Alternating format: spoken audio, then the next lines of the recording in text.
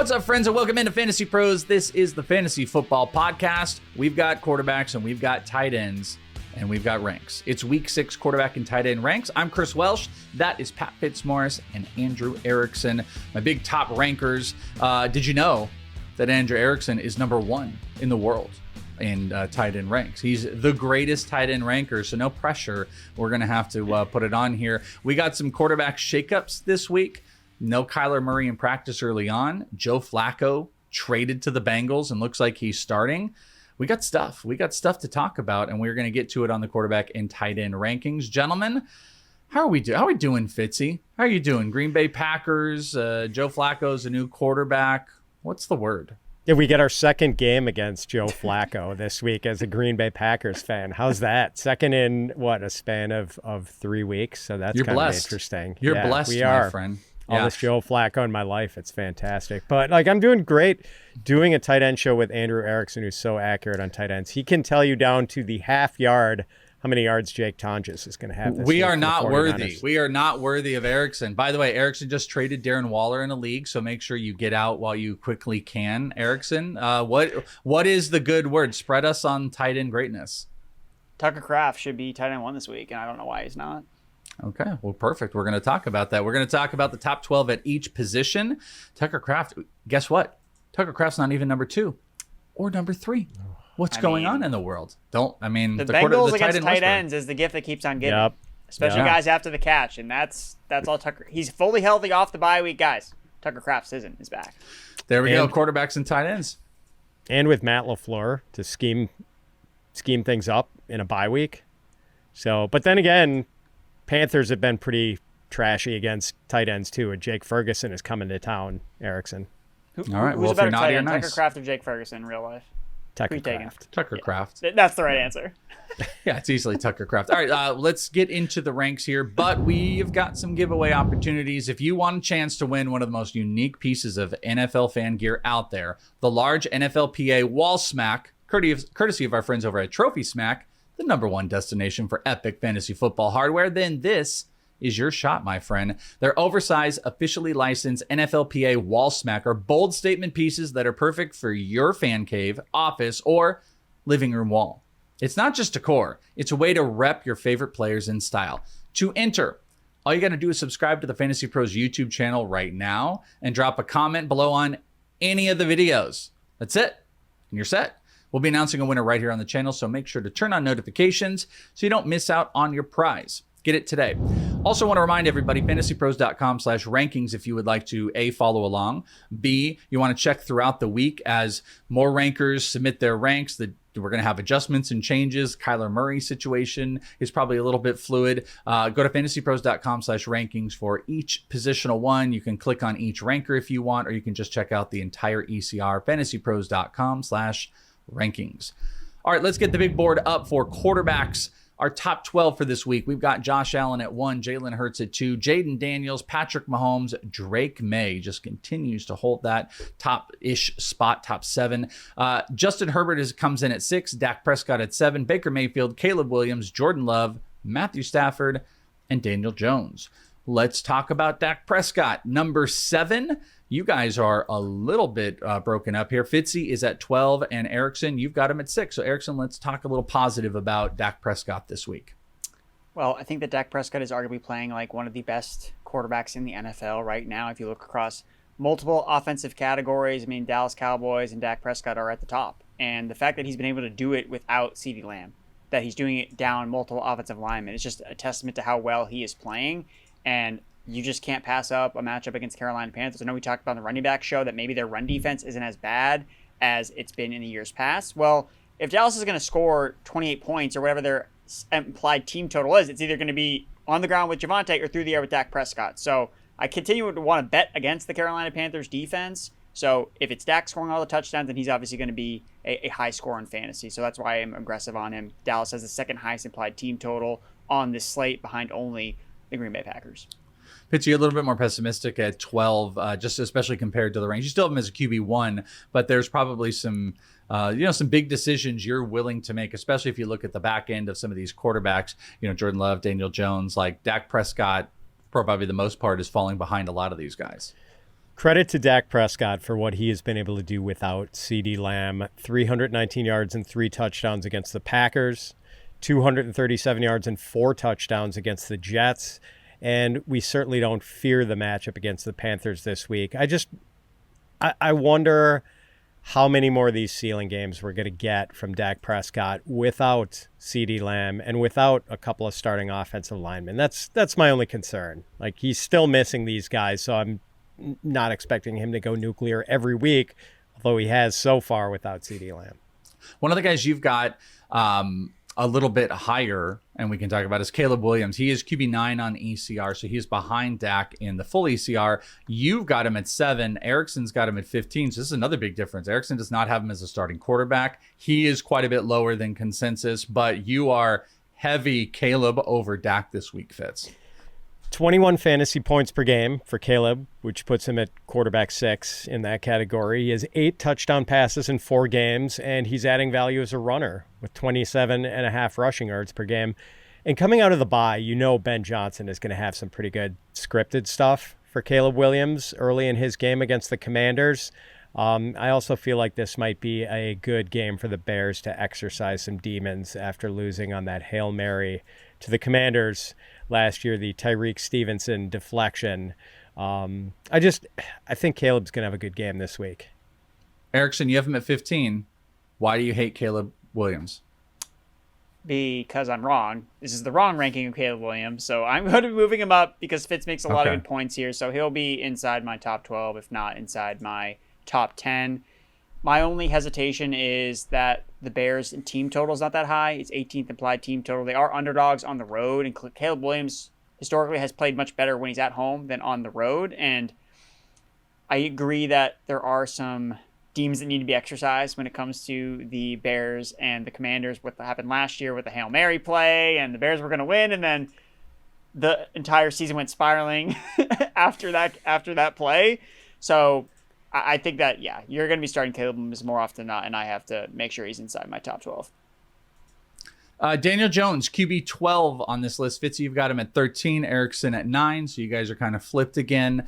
Erickson, I'm assuming you're going to have Daniel Jones still above Caleb, so maybe that gets Caleb to like 10 or 11, but Erickson, let's hear your positive takes on Daniel Jones at QB 9.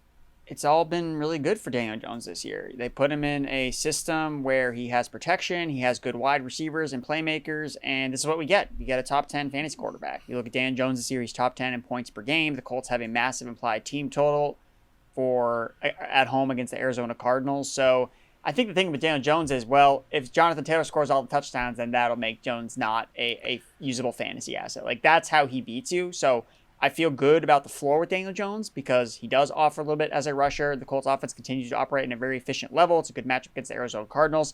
However, I will admit that I think Caleb probably has a higher ceiling, and probably even with the rushing is too, because you could see that game going to a shootout against the Washington Commanders. That's a top 10 matchup defensively, whereas if the Colts just steamroll the Cardinals like they've steamrolled a lot of the other teams that they faced, maybe Daniel Jones is more of like 2 touchdowns, 200 passing yards, maybe doesn't run as much. So, I'm continuing to capitulate on my Caleb Williams original rank because it was wrong and moving him up my rankings. Fitzy, I believe in the wide receiver show you had Michael Pittman pretty high. You're still pretty fine. You're like right around consensus on Daniel Jones. So what's your take on Indiana Jones this week? Yeah, so I was maybe a little lower than consensus on Pittman. Welsh. It was Erickson. Yeah, so it's just Daniel Jones is a really hard guy to rank this week. And he has played undeniably well so far this season. He went absolutely bonkers in fantasy the first 2 weeks. But over his last 3 games, Jones has scored 15.8, 12.4, and 16.7 fantasy points. He's QB 27 in fantasy points per game over that stretch. Now, in fairness, the Colts had a 21-point win and a 34-point win over their last 3 games, and Jones threw fewer than 30 passes in each of those games because they were winning so big. He also had 3 touchdown runs in his first 2 games. He has none over the last 3. And so the fantasy points have dried up a little bit. I don't dislike Jones this week. The matchup against the Cardinals isn't bad at all. They're still pretty banged up in the secondary. I just don't really see Jones as a top 10 quarterback this week. I think he's more of a marginal starter in a 12-team league. A deeper quarterback play, if you guys are looking at it, Sam Darnold comes in at 16 on ECR.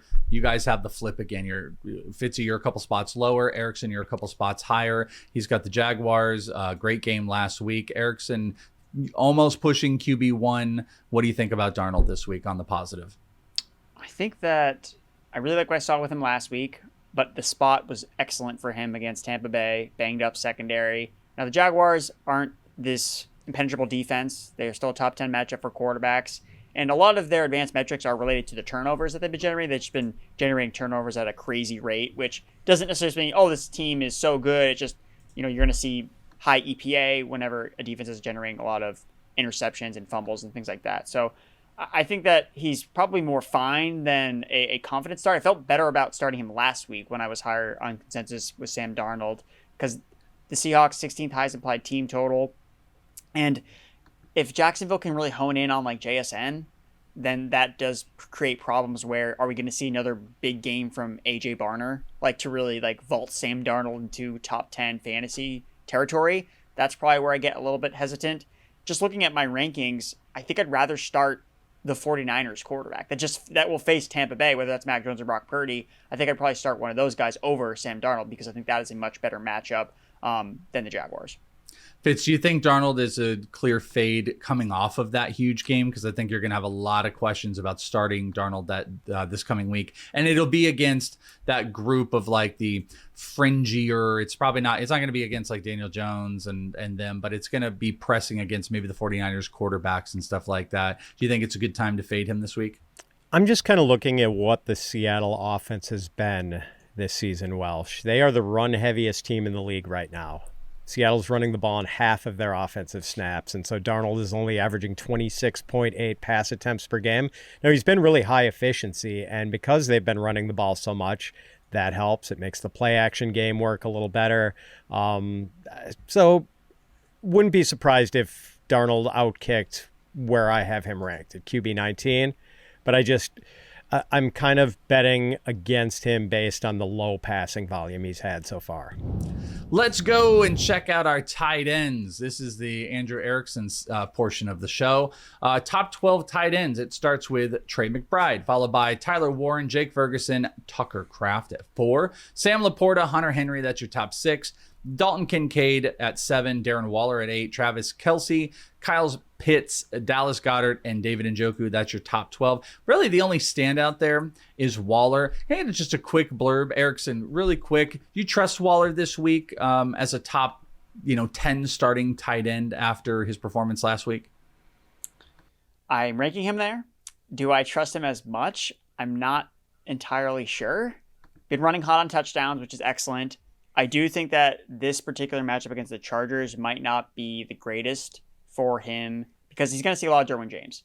Like that's a big concern when you're playing the Chargers. And Darren Waller, we know at this point in his career, it's not someone that's going to wiggle his way out of coverage. Like he's trying to out-body guys. So if he can out-physical Derwin James at the point of attack, I think that he can have a productive game. And again, he's catching touchdowns left and right. So like that's really if he hits for you, it's because he scored a touchdown.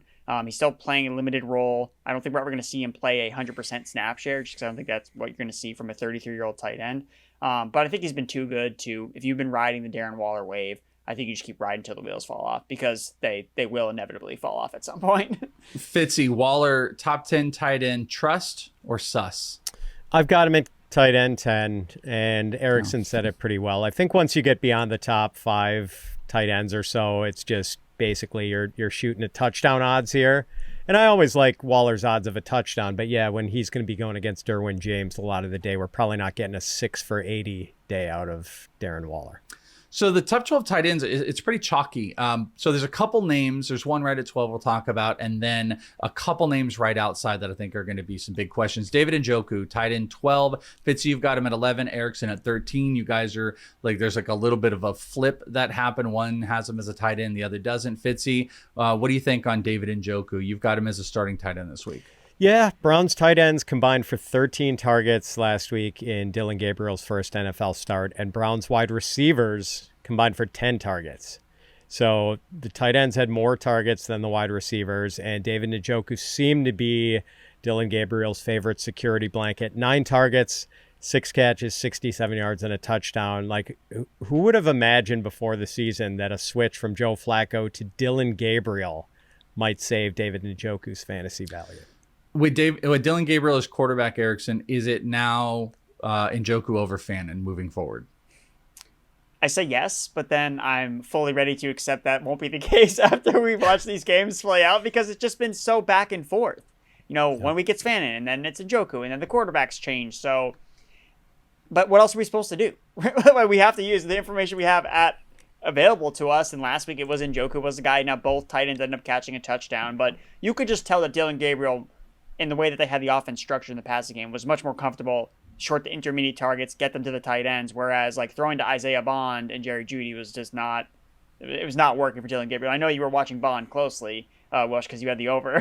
Last play of the game, by the way, we got it. But... Okay, we did get it. I couldn't remember what the number was. I was like, man, like Welsh is going to be sweating this one. So glad you got the over there, but clearly he's favoring the big-bodied guys in the middle of the field. So Njoku, 96% of the snaps, and the thing with Njoku that I always recall is he's kind of a streaky producer where he just goes on stretches of 5 to 6 games where he's just on fire. And it's just because, like, hey, there's a new quarterback in for the Browns, because it seemed like there's a new quarterback for the Browns every month or so over the past couple of years that Njoku's been on the team. And then he just catches fire for a couple weeks. So I think might be the start of something really great for Njoku. And the matchup against the Steelers is good. Top 5 matchup in terms of fantasy points allowed to tight ends this season. So if you still have Njoku's out there, I think he's a viable option this week, and I think for now I am going to rank him over Fannin and then fully accept to be wrong after this week plays out. Mason Taylor has been pretty popular on our conversations. He comes in at ECR 13, and both of you were lower than ECR off of all this love. He's gotten a lot of targets at offense, maybe a bit of question, but also there's just a glut. There's just a glut of tight ends that are floating out there. Fitzy, let's start with you. You've got him at 15. A little bit more pessimistic, but it feels like the narrative around Mason Taylor is way more exciting than the application of what people are doing with him and like starting him and pushing him higher. That's a really good way to describe it, Welsh. Like, Taylor's 14 catches and 19 targets over the last 2 weeks, and he is pretty clearly the number 2 pass catching option in the Jets offense behind Garrett Wilson. But obviously that's not saying a lot with what the Jets have at wide receiver after Garrett Wilson. The issue for me is that the targets are coming from Justin Fields. So Taylor is averaging 6.3 yards per target and 8.8 yards per catch.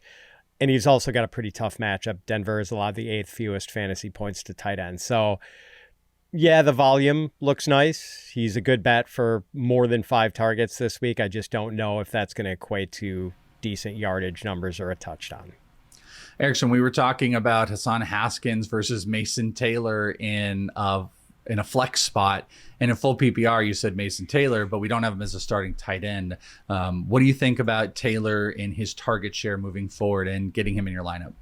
I really like the spot for him this week to see a ton of volume. I mean, last week he had a team high, 12 targets, 9 for 67, 6+ targets in 3 straight games.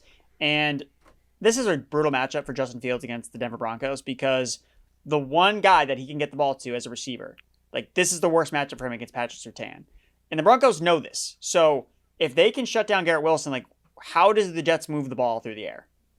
It's going to be Mason Taylor. And the Broncos might be fine with that. And they'll be like, fine, give this guy 20 targets. We don't care. We'll tackle him short of the sticks. You'll punt every single time. So I think we can look at a very comically Mason Taylor stat dime that's like 20 targets, 6 catches or something for like 30 yards. Like something like, whoa, like that's what we got from Mason Taylor. But if you're going to give me 12+ targets, which I think is very much in play for Mason Taylor, I think you have to start that tight end just the floor that they're going to offer. Again, I think the upside is limited with Fields as the quarterback. He needs to score a touchdown, and it's possible that the Jets don't score any touchdowns in London. So Mason Taylor I think is a good start in PPR. Yeah, that's the concern. Oh, I was just going to say, who do they go to if Garrett Wilson is getting blanketed? Well, it's possible we get another 3 completion, 27-yard game like Justin Fields had against Buffalo in week 2. That's the fear.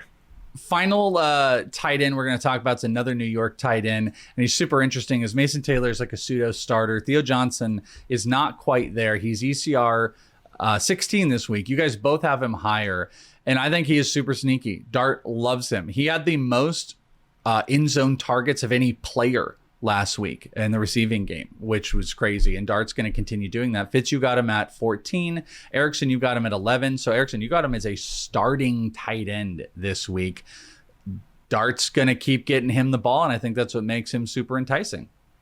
He is the number one read for Jackson Dart in the red zone. So if he gets a touchdown, bang, you're set. You already won your tight end of the week if he just scores a touchdown. So unless the Giants get completely blanketed by the Philadelphia Eagles, they're playing at home, which I think works in their favor to just not get shut out. I think Theo Johnson has real touchdown equity, and we've seen this since Jackson Dart took over. It wasn't just last week, it was the week before that he was really involved.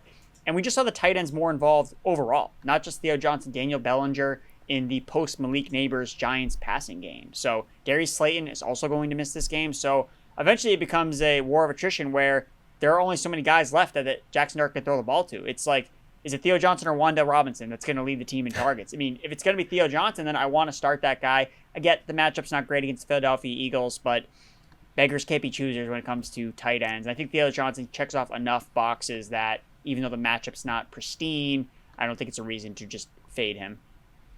Fitzy, what do you think about Theo Johnson? Yeah, Erickson, your disrespect of the great Bo Collins has been noted. So, God.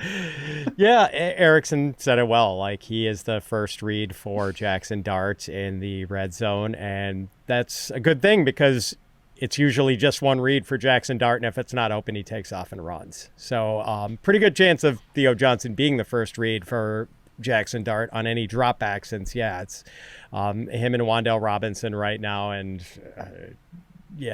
Jalen Hyatt and Bo Collins. So 12 targets, 9 catches, 3 touchdowns the last 2 weeks for Theo Johnson. So he's getting used with Jackson Dart there, and tough matchup though. The Eagles have allowed the 4th fewest fantasy points to tight ends.